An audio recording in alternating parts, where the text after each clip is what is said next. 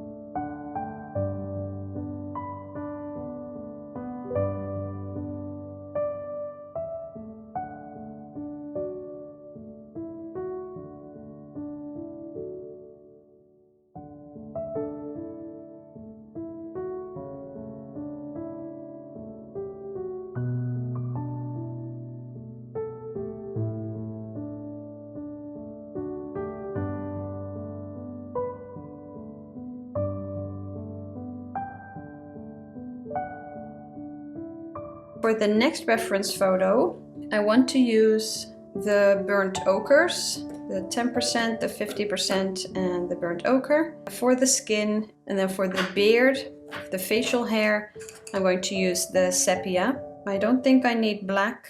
I might use a bit of the burnt sienna around the ear, but let's start with these main colors, so the burnt ochres and the sepia.